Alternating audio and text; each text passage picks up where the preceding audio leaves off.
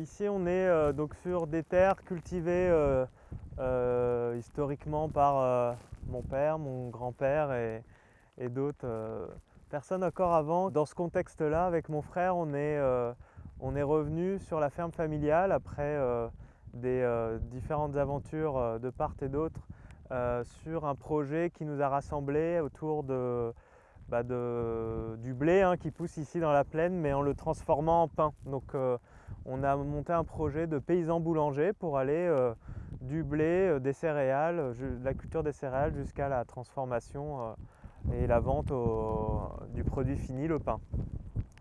Dans cette aventure, on s'est installé en 2012, conversion bio directe sur 50 hectares. Aujourd'hui, on est 7 personnes. On transforme 1 tonne de pain par semaine en moyenne. On a développé un point de vente dans le village d'à côté. On est dans une zone de plaine, des grandes parcelles. Quand on traverse la plaine, on n'a pas l'impression qu'on va manger ce qui pousse dans les champs.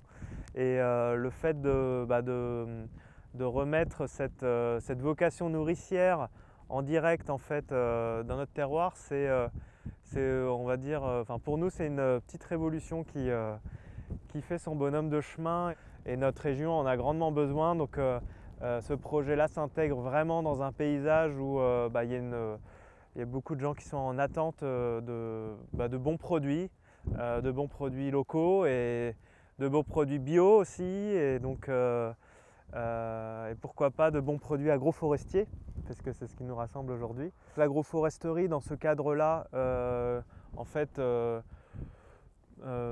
ça coule de sens par rapport au fait que on est dans un terroir, donc comme je le disais tout à l'heure, des grandes parcelles, c'est open field, on voit loin, on voit aussi qu'il n'y a pas beaucoup d'arbres. Et donc réintroduire un paysage avec des arbres, pour moi ça avait énormément de sens. Voilà, mais l'arbre c'est un symbole aussi, et c'est ce qui crée, c'est ce qui nous rassemble tous, entre guillemets. On ne peut pas être trop contre les arbres, et c'est vrai que j'insiste sur ce point-là parce que pour moi l'agroforesterie c'était aussi un moyen de recréer le lien avec les gens. Aujourd'hui l'agriculteur est souvent montré du doigt, et donc le fait de replanter des arbres, en fait je trouve que c'est un lien qui se crée de manière assez naturelle. En fait tout est possible, réintroduire des arbres en zone agricole, quelle que soit la production en fait menée sur les terres, que ce soit en maraîchage, en élevage, en viticulture, en grande culture, l'arbre peut y trouver sa place.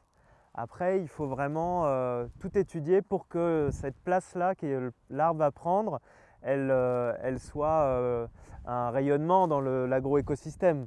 Et l'ensemble des interactions sur la vie, que ce soit au niveau racinaire, les champignons, les bactéries, la vie du sol, au niveau aérien, les insectes, les oiseaux, le gibier, etc. Aujourd'hui, en fait, il y a tout à découvrir. Apporter des abris pour les auxiliaires, certes, mais il y a d'autres interactions qui peuvent aussi se réaliser. Donc il y a vraiment en fait au jour d'aujourd'hui un besoin d'acquisition de références qui est encore là et qui sera encore là pendant longtemps. Donc en fait aujourd'hui tous les porteurs de projets agroforestiers sont des innovateurs, sont des personnes qui vont défricher un peu toutes ces questions-là, quoi. Donc ici, ce projet, c'est un projet à la base pour faire du bois d'œuvre, avec de l'introduction de buissons de manière aléatoire dans le champ pour faire du refuge auxiliaire et donc l'ensemble est mellifère, donc dans l'idée de développer toute la faune auxiliaire à ce niveau-là. Et au niveau paysage, il y a eu une volonté d'introduire des buissons entre les arbres d'avenir de bois d'œuvre qui sont plantés tous les 10 mètres. Il y a des buissons qui sont incorporés entre les arbres, mais de manière aléatoire. Ils sont tous les 2 mètres, mais pas forcément entre tous les arbres. Ce qui permet en fait de garder, si on imagine le projet à long terme, avec des arbres de 15 mètres de haut, si tout va bien, d'imaginer en fait la possibilité de ne pas se retrouver dans un couloir de végétation, mais plutôt dans un espace aussi aéré et hétérogène pour garder cet esprit open field tout en incorporant du paysage et l'arbre. Il y a vraiment aussi cette notion-là, quand on plante un arbre, c'est aussi un être vivant comme un animal ou une plante, il faut y prendre soin. Quand on plante un arbre, il faut le suivre, hein, donc c'est aussi un grand problème que l'on connaît à travers les grands projets de subventions au niveau des plantations d'arbres. Aider la plantation d'arbres, c'est bien, mais en fait le gros problème c'est après la plantation. Et donc il ne suffit pas de planter des milliers d'arbres à travers la planète. Autant mieux vaut en suivre on va dire une centaine qu'en planter 10 milliers, qu'il en reste 5 à la fin. J'ai la chance aussi de pouvoir en fait participer donc via l'INRA d'Orléans au programme de recherche participative sur les merisiers. Et donc là, de temps en temps, avec l'association d'agroforesterie, on fait des journées terrain et on en profite pour faire la taille à ces moments-là. Donc voilà, ça c'est un peu de profiter des expériences de chacun. Et ça fait toujours plaisir quand des chantiers collectifs autour de la taille, c'est sympa. Comme plusieurs chantiers, en fait, quand on se retrouve dans les champs, quel que soit le chantier, le fait d'être à plusieurs, ça redonne vie aussi, hein, finalement à une parcelle agricole, et donc et ça donne de l'énergie et ça permet peut-être plus facilement d'arriver à mener ce genre de projet. Moi, rien que pour le petit côté plaisir, je pense que je replanterai, parce que c'est vrai que la parcelle, on l'aperçoit différemment, elle a aussi une autre gueule, une autre vocation, et puis on se projette dans l'avenir à imaginer les arbres plus tard, et donc j'attends le jour où on passera la moissonneuse et les arbres seront 2 fois plus hauts que la moissonneuse. C'est un peu ça qui fait rêver. Pour moi, ce n'est pas un projet économique. J'ai mis des essences nobles de bois. Après, ça peut devenir un vrai projet économique, comme ça peut ne pas le devenir. Tout dépend comment on entretient les arbres pendant son premier cycle de vie. Tout dépend de l'évolution du prix du bois d'œuvre dans les dizaines d'années à venir. Qui est capable de dire à quel prix sera le bois d'œuvre de qualité dans 30 ans? Peut-être qu'il y aura une association qui militera pour interdire la coupe des arbres. Peut-être que, on ne sait pas en fait. Donc on n'est pas sur une économie de court terme. Aujourd'hui, la société vit quand même beaucoup sur une économie sur le court terme. C'est quand même vraiment un pari sur l'avenir aujourd'hui, planter des arbres et espérer en vivre par le bois. Après, ça peut être pas mal, par exemple dans un contexte comme le mien, de mixer les différents systèmes agroforestiers. Peut-être de faire une zone un peu fruitière, une zone pour faire du bois à énergie, pourquoi pas des projets avec des projets mellifères dédiés.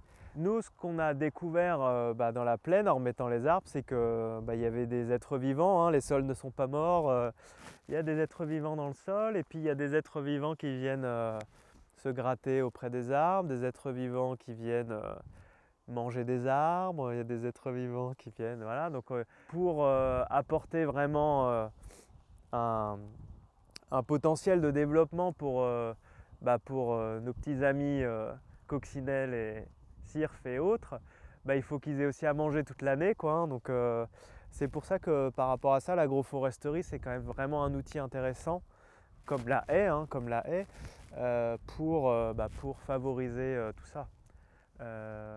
Et donc le choix des essences, il a été fait dans ce sens-là. Il a été fait au niveau de la diversité parce que, on va dire, pas pour tout miser sur le même arbre. On voit que les noyers, là, ici, ils ne se comportent pas super bien, par exemple, alors que les alisiers torminaux sont magnifiques, ou les cormiers sont bien adaptés. Donc ça peut peut-être influencer sur les choix futurs des essences. Il faut replacer les arbres dans leur contexte et donc voir, voilà, c'est toujours pareil, il faut tester pour voir qu'est-ce qui sort le mieux en fonction de son contexte pédoclimatique. Il y a encore aussi en fait des essences à découvrir qui ne sont pas forcément autochtones, qui peuvent venir de loin. Et alors là, on rentre dans un autre débat qui est est-ce qu'il faut un des essences très locales ou pas, par rapport aux nouvelles thématiques qui deviennent de plus en plus préoccupantes, comme l'évolution du climat ou encore les maladies. On a voilà, les ormes, les frênes, c'est un gros problème, quoi, hein. Donc, les généticiens des arbres aujourd'hui parlent vraiment de migration. Il faut artificiellement faire migrer la génétique pour qu'on ait encore des arbres demain, quoi. Il y en a qui sont assez alarmistes sur ce point-là. Alors après, chacun peut-être prendre de poids de mesure, voilà, mais il y a des forestiers aujourd'hui qui posent des bases assez inquiétantes sur ce sujet. Donc il faut planter l'arbre de demain et faire les bons choix, quoi. Donc c'est pour ça qu'après la thématique végétale locale, c'est très intéressant, mais exotique, pourquoi pas aussi, hein. On est dans une région dans le monde en plus où il y a eu toujours énormément de brassage génétique, quels que soient les êtres vivants.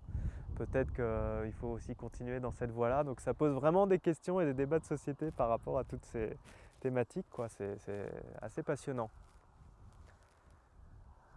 Voilà, donc je vous incite à vous rapprocher des professionnels et des organismes qui accompagnent l'agroforesterie pour vous renseigner, comme la journée d'aujourd'hui si bien organisée par l'association Agrophile.